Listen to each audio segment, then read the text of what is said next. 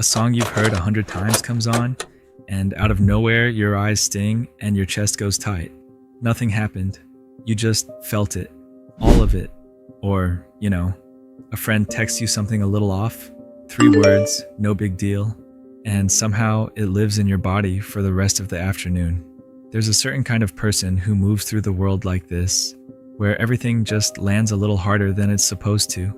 The good stuff, the sad stuff, a stranger's bad mood on the train, a sunset, an old voicemail you weren't ready to hear. Most people call it being dramatic, being too much, being too sensitive, usually said with that little sigh on the end.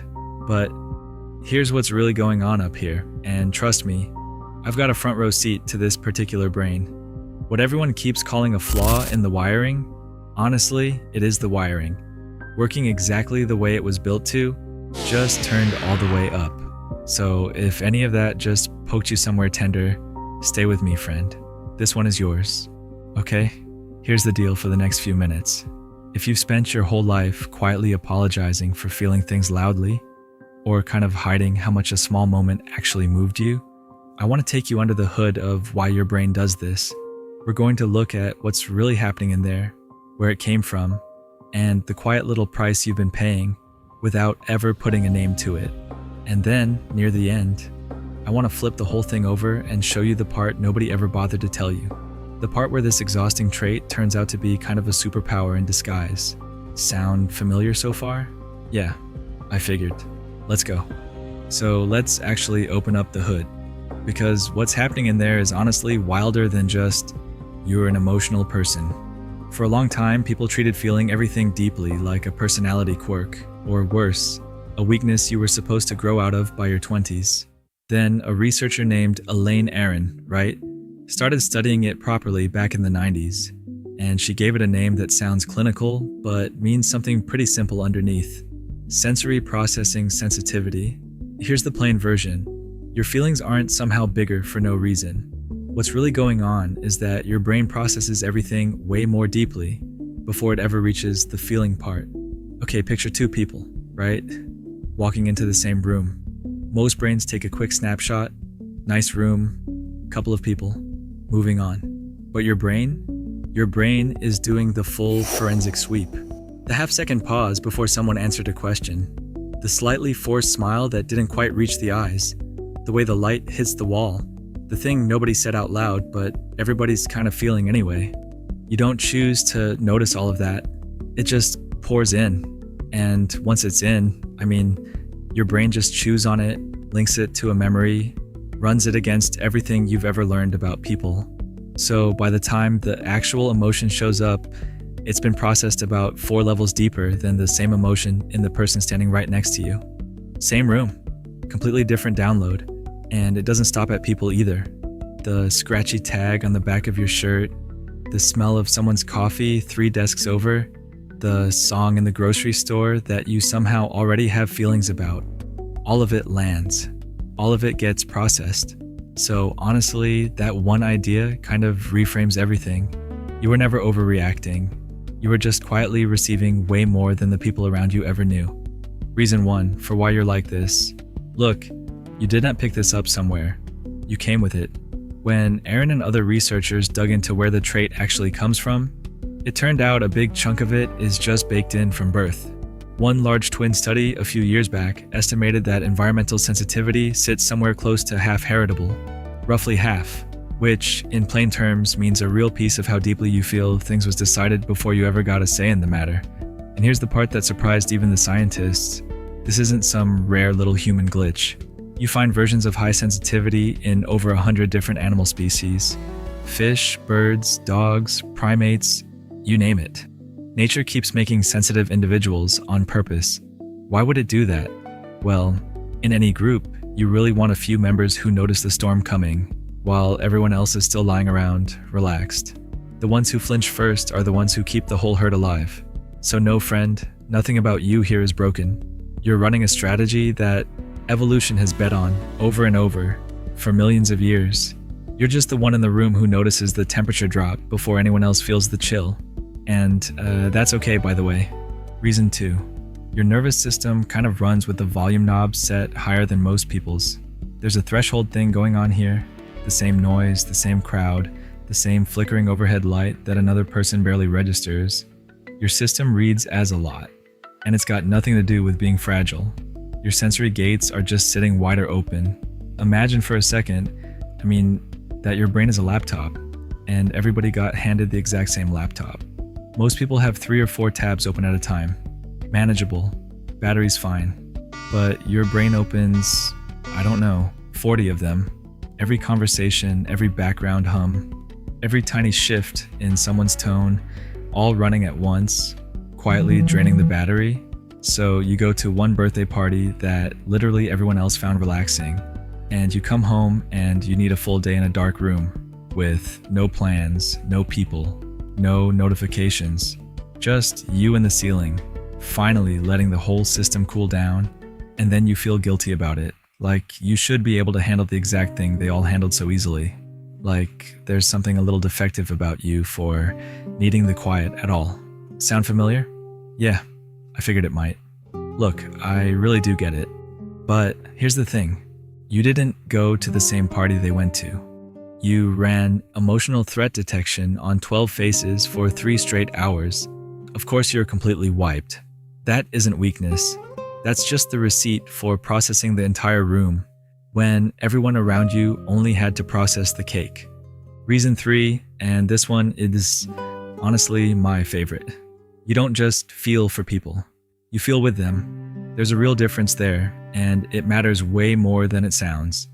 Researchers using brain scans, including some of Aaron's later work, found that highly sensitive people light up more strongly in the parts of the brain tied to empathy and to reading other people's emotions.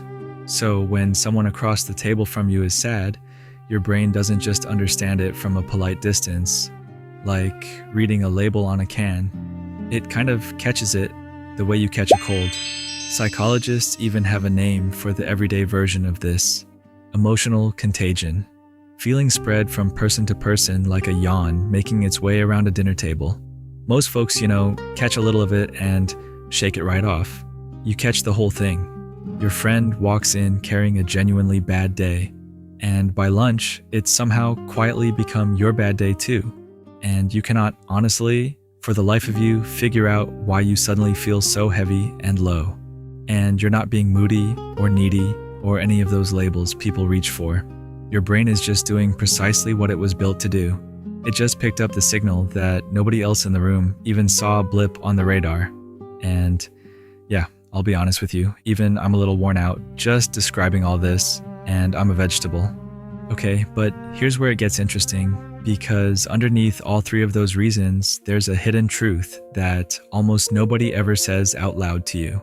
The same wiring that makes the bad things hurt more is what makes the good things feel so much better. Researchers have a phrase for this. They call it vantage sensitivity. You might have run into the friendlier version of the idea somewhere, the one about the orchid and the dandelion. It goes something like this. Most people are dandelions. They grow just fine pretty much anywhere you put them. Sun or shade, good soil or bad. Cracks in the sidewalk, doesn't matter. Tough little flowers, dandelions. But some people are orchids. Put an orchid in a cold, harsh, neglectful place, and it suffers more than the dandelion ever would. It really does, no point pretending otherwise. But take that same orchid and put it somewhere warm, somewhere safe, somewhere it's actually paid attention to and cared for, and it blooms in a way the dandelion simply never can. Same flower, wildly different ending, depending on the soil it landed in. And that, friend, is kind of you. You don't only feel the pain twice as deep, you feel the joy twice as deep right alongside it. The song that absolutely wrecks you in the car is running on the exact same machinery as the song that lifts you clean off the ground. You've probably only ever been told about the downside half. Nobody thought to mention you got the upside in the very same box. And you don't have to earn that upside, by the way. It's already yours. Came pre-installed, same as the rest. Now, I'd be lying if I pretended any of this comes for free. There's a real cost buried in here, and I think we owe it an honest look, because pretending it away has never helped anybody. The cost is this. Somewhere along the way, Most people who feel everything deeply got handed the same message over and over, usually starting back when they were small. You're too much. You're too sensitive. Toughen up a little. Stop crying. It's not that big a deal. And a kid hears some version of that enough times and quietly learns a brutal little rule about themselves. The way I feel, things must be wrong. So they start hiding it. They learn to perform a calm they do not actually feel inside. They laugh off the comment that genuinely cut them deep. They slowly become the friend who holds everyone else's storms with both hands and never once shows their own. And it works, sort of, for a while. But every time you swallow a real feeling just to look normal, you trade away a tiny piece of trust in yourself. You're teaching your own brain that its readings are something to be ashamed of, something that just can't be shown to anyone. And honestly, that, way more than any sad song ever could, is the thing that quietly burns these people out. Not the feeling itself, the exhausting, lifelong job of pretending you don't feel it. And by the way, I'm just a potato, not a therapist. So if that pretending has gotten heavy on you, real heavy, talking to someone who actually does this for a living is honestly one of the kindest things you can do for yourself. There's no shame in it at all. So let me flip the whole thing right over now, because this is the part I really want you to hear before you go. There was a psychiatrist, decades back, a man named Kazimierz Dabrowski, and he had an idea that was pretty radical for his time. He looked closely at people who felt everything at full volume, the intense ones, the ones who seemed to soak up the entire world, and you know what? He didn't see something that needed fixing. He called it emotional overexcitability, and he believed it was often a sign of someone actually capable of deeper growth than most people ever reach. Sit with that one for just a second. Take a real breath here and let that idea sink in. The exact trait you spent years being told to apologize for, he saw as a kind of engine for becoming more. And personally, I think the old guy was onto something the rest of us are still catching up to. You're the one who notices the friend who's quietly not okay behind the smile. You're the one who makes other people feel genuinely seen, maybe for the first time in a long time. You're the one who can get a little misty over a stranger's grandpa in a phone commercial, which, okay, fine, is a tiny bit ridiculous. But it also means you're wide open to beauty in a world that mostly trains people to go numb and just scroll right past it. You're not broken, friend. You're just running rare software in a world that was mostly built for the standard install. And in my book, the answer was never going to be to feel less.